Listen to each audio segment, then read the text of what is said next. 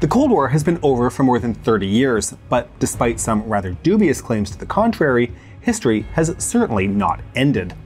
The events of the present are rooted firmly in the past, and so we wanted to take a look at some present hotspots to give an explanation of current events, how they came to be, and some possible outcomes going forward. And what better place to start than Kosovo? I'm your host David, and today we are heading to the Balkans. The comments should be fun. This is the post-Cold War.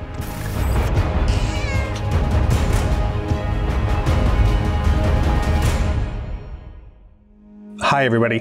As you know, Turkey and Syria suffered a devastating earthquake on the 6th of February. The death toll is in the tens of thousands, and many tens of thousands more are wounded, and millions have been made homeless and will suffer in the aftermath. For obvious reasons, it is difficult to find a reliable way to support our brothers and sisters in Syria, but we can do our best to help Turkey. All money we make from this video will go towards the Turkey Earthquake Relief Fund. You can join us in this endeavor. If you have the ability to do so, please press the donate button to the right of this video. The Turkish people are desperate for our assistance, and every dollar helps. Thank you. As recently as August 2022, fears abounded of inflamed tensions along the border between Kosovo and Serbia over something as seemingly trivial as vehicle license plates. Many analysts, who know nothing about the region by the way, rapidly began to compare this situation to the Russo-Ukrainian War and postulated that Serbian invasion of Kosovo was likely underway.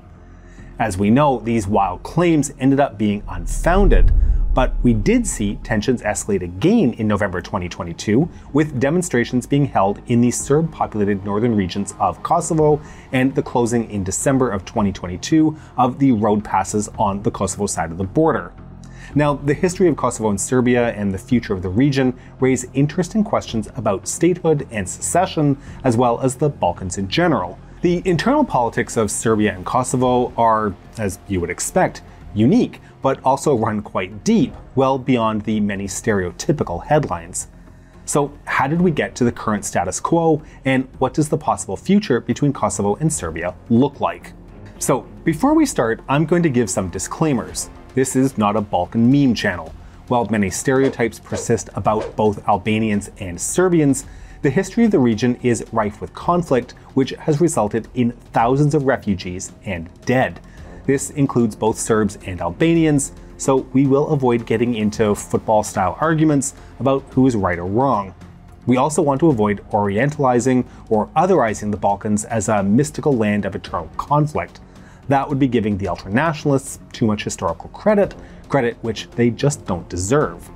We're also going to be discussing the conflict on its own terms, avoiding comparisons with other parts of the world unless necessary and relevant. Whataboutism has no place. And finally, another myth to dispel is that this is an ancient conflict. In truth, people have been living together in peace for centuries, with recent developments a combination of nationalist elites, the collapse of communism, and geopolitical interventions. So, the region of Kosovo is important to both the Serbian and Albanian national imaginations. For Serbs, there's the so-called Kosovo myth, a legendary retelling of the Jugovici brothers and their last stand in the 1386 Battle of Kosovo. The reality of the battle is expertly described in one of the very first Kings and Generals videos, well worth checking out if you haven't already. The Kosovo myth frames Kosovo as a Serbian holy land, but in reality, Kosovo was really formulated in its current form by 19th century nationalist intellectuals. Now, for Albanian Kosovars, Kosovo is where Albanian nationalism was born and where initial forms to codify northern Albanian dialects into one language took place. Now, more practically, Kosovo has a lot of mineral resources, notably lignite, but also zinc, lead, silver, and chrome, and whoever has control of the region stands to gain a great deal financially. The region is majority Albanian, with Serb, Montenegrin, Romani, and Gorani minorities. After the end of the First World War, Kosovo was made part of the Kingdom of Yugoslavia, but with parts of the region being given to Montenegro. After the Second World War, there were plans to merge Albania, Yugoslavia, and Bulgaria into a proto-Balkan federation, but the Tito-Stalin split made these plans untenable, and Kosovo became an autonomous province of the Socialist Republic of Serbia itself a part of the Socialist Federal Republic of Yugoslavia. Its largely agrarian economy meant the region was economically impoverished, but Kosovo slowly gained more autonomy over time to the extent of almost being a quasi-republic under the 1974 constitutional reform implemented by Tito. In 1981, martial law was declared after protests broke out demanding full republic status for Kosovo. After the rise of Slobodan Milosevic, and as Yugoslavia began to collapse, Kosovar Albanians found themselves living under extremely harsh and repressive conditions, similar in many ways to an apartheid regime. Peaceful protest movements were marginalized by the nationalistic and Hoxhaist UCK, or Kosovo Liberation Army. The UCK ended up starting a guerrilla campaign that included targeting civilians, to which the Serbs responded with brutal repressions and mass graves. In 1999, in response to outcries from Kosovar Albanians over advancing Serb forces, and a rather stunning turn of the UCK towards the US and NATO, a massive NATO-led bombing campaign was initiated targeting both civilian and military structures in Kosovo and Serbia, controlled by the Milosevic regime. Serbian troops and civilians fled the region and were replaced with NATO troops. Negotiations between the Kosovar Albanians and the Serbians towards a settlement continued, but the extensive autonomy offered by Belgrade was not accepted by the UCK, many of whose seasoned fighters were sidelined by young pro-NATO leaders. The UCK was seeking recognized independence. In 2004, anti-Serb riots took place in Kosovo's northern regions where Serbs still lived. Eventually, in 2008, Kosovo unilaterally declared independence, and both sides have engaged in a diplomatic war for recognition, with rounds of inconclusive negotiations carrying on to this day. Kosovo and Serbia today is effectively a frozen conflict, with the status of Kosovo remaining uncertain. Kosovo saw a surge of international recognition in the late 2000s after its declaration of independence, but not enough recognition to gain it full membership of the UN. Serbia's use of Yugoslavia's legacy of non-alignment has allowed Belgrade to lobby many in the global south against recognizing Kosovo. Kosovo, for its part, has many of its backers in the US and the EU, and Pristina has tried to use that leverage to counter Serbia's efforts in order to gain recognition. This process has stalled, and the two sides have reached a diplomatic stalemate. But the chances of an active conflict re-escalating is unlikely, as Kosovo has a three-tier system of engagement in response to potential escalations, starting from the local police, to international police, to KFOR, the NATO-led peacekeeping mission in Kosovo. This doesn't mean that possible outbreaks of violence can be discounted, however, especially within Kosovo itself, and vigilance is required. Within Kosovo, there exists a sort of politically devolved, planned entity called the Association of Serb Municipalities, which encompasses the northern and eastern Kosovar municipalities, which contain a Serb majority. This association came as a result of a 2013 Brussels Agreement between Kosovo and Serbia, which allowed devolved powers for local Serbs. However, the deal has been indefinitely postponed due to a lack of ratification of the agreement by the National Assembly of Serbia, and the status of the association is unknown. For many in Kosovo, particularly the ruling Self-Determination Party, these are seen as a Serb Trojan horse, as Serbia pays for local healthcare and policing, giving Belgrade a degree of influence and control. Now, Kosovo and Serbia also have some intriguing internal politics which affect the conflict. Serbia, after the overthrow of Milosevic in October 2000, had an array of presidents, but in 2014, Aleksandar Vučić came to power as prime minister. In 2017, he became the president of Serbia, a post he occupies to this day. Vučić is a former member of the far-right Serbian Radical Party, similar to the Liberal Democratic Party of Russia, and with similar accusations of fascism and of controlling the opposition. He broke off from the party in 2008 to found his own more center-right and pro-EU party, the Serbian Progressive Party. His profile as a responsible center-right and pro-EU politician initially made him a darling of EU circles, as he was a key figure in various talks with Kosovo. However, his rule has become increasingly authoritarian, relying on controlling parts of the state economy in order to leverage votes. He's also increased police violence against anti-lithium mining protesters, and various youth movements arrayed against him. In terms of his position towards Kosovo, he has increased his anti-Western rhetoric since talks froze between Belgrade and Pristina. However, we should dispel several myths regarding Serbia here. Serbia, while having a strong pro-Russian element in its society, and although Russia does interfere in Serbian affairs, the country has equally as many pro-EU elements and Western involvement as the Russians do, and Serbia has been slowly moving towards the West in the past few years. This is in no small part due to the geopolitical reality of being surrounded by NATO and pro-EU countries. So Serbia's strong non-aligned status, as well as its EU-favored president turned authoritarian leader, are some of the reasons for the country's current predicament. In Kosovo itself, there has been a recent shift in politics. Kosovo does have a democratic political culture, but due to the presence of NATO, EU, and UN institutions, there are often deep tensions that run through.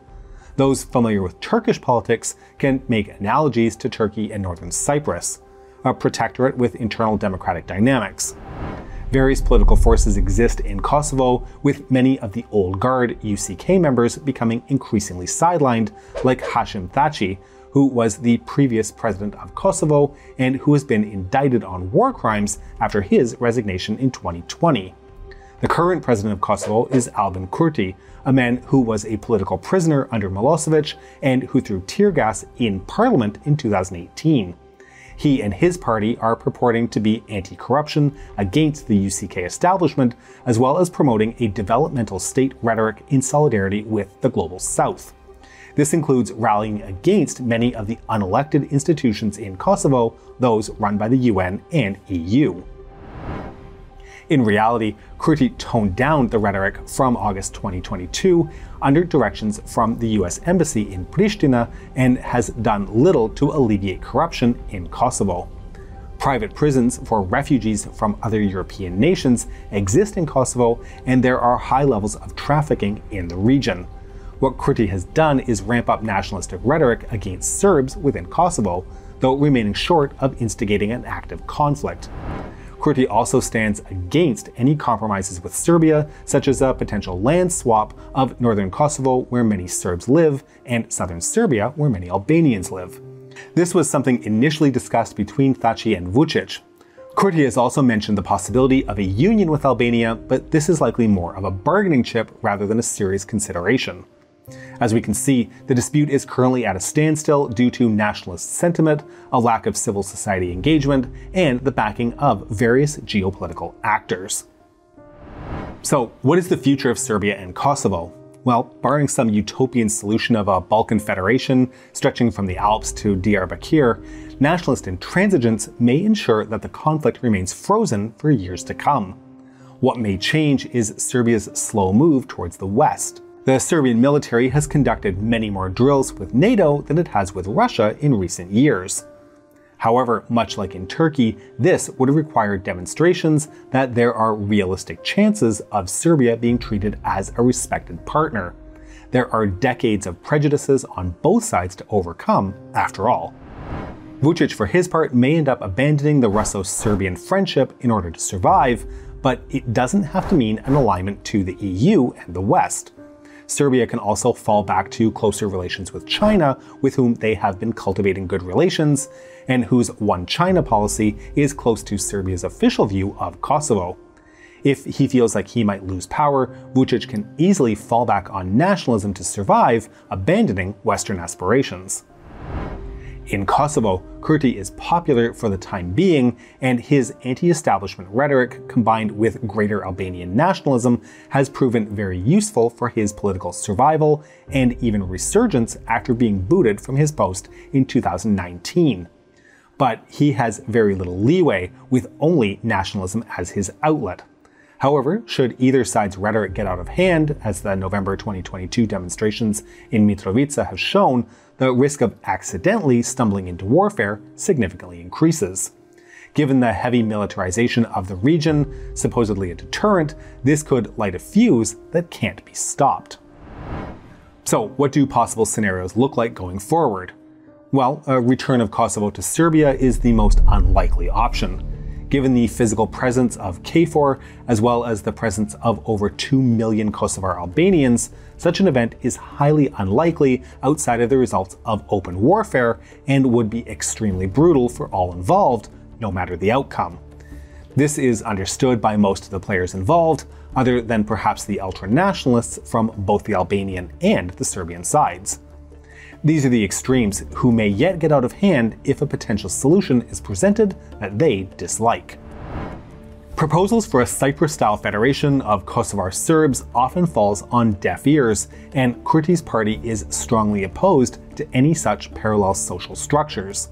Kosovo itself will most likely stay under its NATO-UN-EU mandate due to the continuous perceived threat from Serbia, as well as the Russian invasion of Ukraine, which has created the perception of potential dangerous spillovers. These narratives are useful locally to maintain the legitimacy of both the Serb and Kosovar leadership, as well as that of NATO, EU, and Russian presence in the region as allies of factions within states. In terms of a possible land swap, this is actually a more likely scenario should Serbia continue moving more overtly towards the west, and Kosovar backers in the west continue to see it as beneficial. This would help to solve the disputes of ethnic minorities within Kosovo and Serbia, but there are still obstacles. Kurti is against any such deal and can use a union with Albania as a bargaining chip. There's also an issue in this with the surrounding Balkan countries. North Macedonia has an Albanian minority, while Montenegro and Bosnia have large Serb minorities. Any sort of land swap in Kosovo runs the risk of jeopardizing their territorial integrity by creating precedents. This is something that will make things difficult in Serbia itself, as nationalist forces, currently managed by Vučić, might get out of control if they see some sort of betrayal. In terms of the fight over official recognition, this has also stalled and will likely remain so. Given Serbia's status and Kosovo's backing by the West, the current number of states recognizing Kosovo may stay fixed for a long while. Serbia cannot join the EU without the matter of Kosovo being settled, so neither Belgrade nor Pristina will have to talk to each other and sort things out. No outside alliance will help them, and may in fact benefit from continuing the conflict and supporting the nationalists. Another possible outcome lies with an Albania-Kosovo union. The threat of this is usually used by Kosovo as a bargaining tool against Serbia, but if resentment towards the current situation continues, some nationalist forces may utilize it to become officially recognized. Given that Albanian parties from all around the region have met in Tirana, and that a greater Albania is a goal in Albanian nationalist circles around the region, this possibility should not be discounted. In addition, much like the independence of Kosovo is used by Russia when defending its own annexation of Crimea, so can Crimea and the annexation of southeastern Ukraine be used by Albania in this endeavor. However, the devil is in the details. While Poles in Kosovo do show support for a union with Albania, especially in terms of finally being recognized by the UN, when asked about the details, including whether it will be a federation or a unitary state run by Pristina or the economic impact, the picture is far more complicated. This impacts Kosovo's idea of independence, as well as the autonomous Serb minority that itself wants to join Serbia. Such a move would come as an act of desperation or boldness, and would most certainly cause open conflict within Kosovo itself once again. The most likely scenario going forward is the status quo, with the conflict continuing to be frozen in place and a low risk for violent escalation. There are no ongoing negotiations to work towards a solution, and civil society remains disengaged from the overall process, a factor which would increase the chances of success. Occasional protests and demonstrations will continue as a form of cultural capital for political leaders. And this is where the danger lies. If one of the sides becomes too bold or too nationalistic, they may make a drastic move that results in the conflict re-escalating. Even an accidental on-the-ground event could spark conflict within or between both Kosovo and Serbia. However, both left-wing and anti-austerity movements within both Kosovo and Serbia, which are anti-nationalist, as well as small-scale initiatives between the ethnic groups, do provide some small hope for alternatives. However, the nationalist fever dreams and perceived geopolitical alliances, even as Serbia slowly drifts closer to the west, are too good for anyone to let go of for both Kosovo and Serbia, as well as Russia and the West. The events that took place in November and December of 2022 have shown how some of these processes have been exacerbated. The November protests largely concentrated towards Serb areas, with Albanian Kosovar rhetoric focusing on them being a Trojan horse for Serbia. Serbia, for its part, used ultranationalist rhetoric as a guardian of Kosovar's Serb interests. Things seemed to improve after a bizarrely worded deal in early December, in which Serbia seemed to agree to revoke its various vetoes on Kosovar membership in organizations like UNESCO.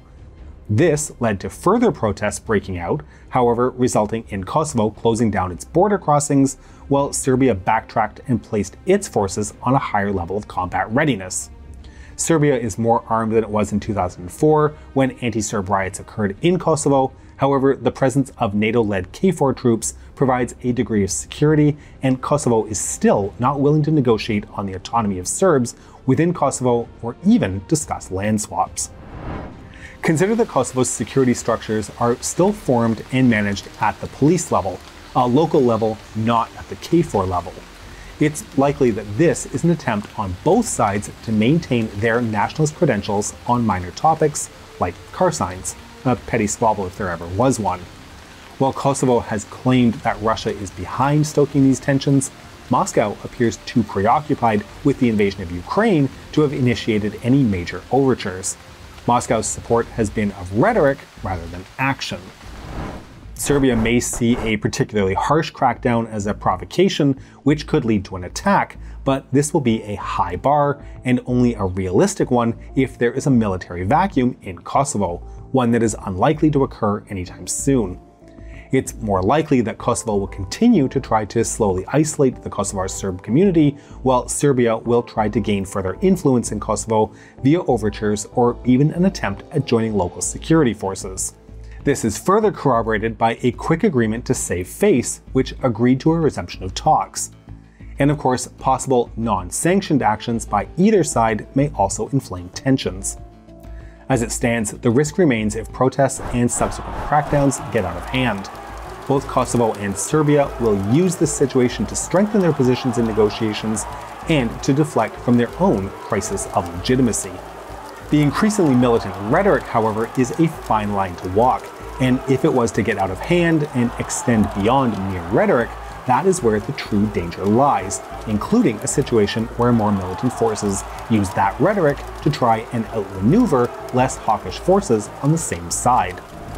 The best summary of the current ceasefire with its stalled intransigence, as well as the utility of said conflict for various geopolitical players, is best summarized by American journalist Lily Lynch, who writes in the New Left review, quote, "You wouldn't know any of this judging by media accounts from any side. The myth of eternal Serbian-Russian brotherhood is simply too useful to everyone, Russia, NATO, Kosovo, and Serbia. But it is also possible that if Cold Warriors continue with the reckless dissemination of rumors of war, they will get the violence they want." We hope you've enjoyed this episode, and to make sure you don't miss our future work, please make sure you're subscribed to our channel and have pressed the bell button no matter what side of a frozen conflict it may find itself on. Please consider supporting us on Patreon at patreon.com/thecoldwar or through YouTube membership. We can be reached via email at thecoldwarchannel@gmail.com. This is the Cold War Channel, and as we think about the Cold War, please remember that history is shades of gray and rarely black and white.